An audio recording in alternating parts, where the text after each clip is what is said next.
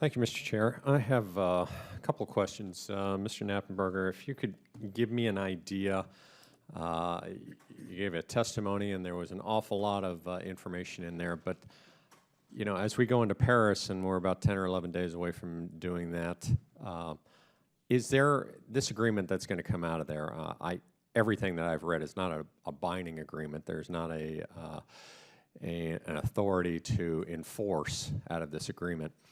But can you give me an idea, because I've read this, of what the cost is going to be? So if we look at countries, because as I understand the agreement, as we go into Paris, they talk about the ability for a country to act, the ability for a country to economically act.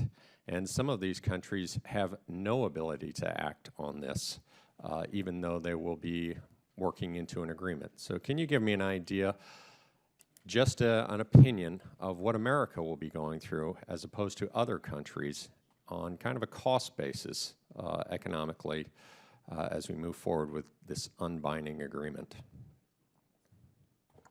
Yeah, thanks for the question. First off, I'm a climate scientist, not an economist, so I don't know the economy that much of it. But what I can tell you what's going into Paris is that all the countries of the world had to turn in they had a homework assignment from last time to tell everyone, the rest of the world, what they were going to do to address climate change. And at the end of the day, when all the homework was turned in, it turns out that it's not a whole lot. It's not much different from business as usual, and so it doesn't really impact the direction that climate was going in anyway. The U.S.'s particular plan is a little bit more aggressive than business as usual. So we'll have to put actions in place to achieve our plan. In other major countries like India, I've seen assessments where their promises were actually less than business as usual. Their economy was going in anyway.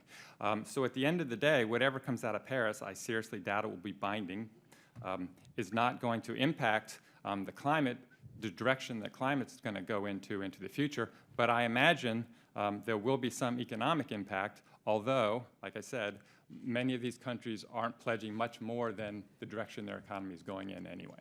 Thank you. And Dr. Smith, I'm going to come to you on that's the same question, but just a little bit more in depth. Because all of the articles I've read, everything that I've read that we're going into Paris, there are going to be several countries that are going to go into this, and they're going to be very engaged, I'm sure, in this, and then walk out of there knowing that they can't do anything, that they won't do anything, and America will probably walk out of there thinking that everyone is looking that we can do everything.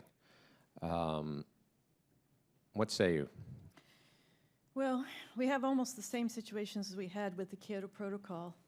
Commitments were made, and commitments then were found to be costly once the statesmen went home and tried to say, how will we implement these commitments? And then not all of the commitments were met. In the case of some countries, they may not have binding regulatory programs that will force them to implement programs that they may find to be costly. In the U.S., we may find ourselves implementing these programs because they're part of our regulatory structure. Thank you. And Mr. Magness, as we see, you know, our states have a little similarities with Texas and California. Some of the similarities are we're big states, we have a lot of wind, and we have a lot of sun.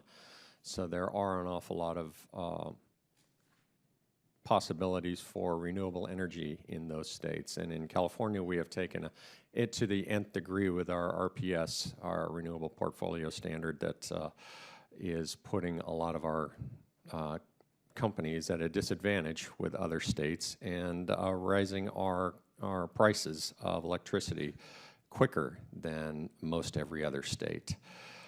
Can you give me an idea as we move forward with this type of activity, where is the line in the sand that we can't go any further, that the renewables have maybe taken their course and we can't get any further on renewables. We are going to have to burn something at some time when the wind is not blowing and the sun is not shining, and maybe we don't have that new technology that can bridge us to that next capacity.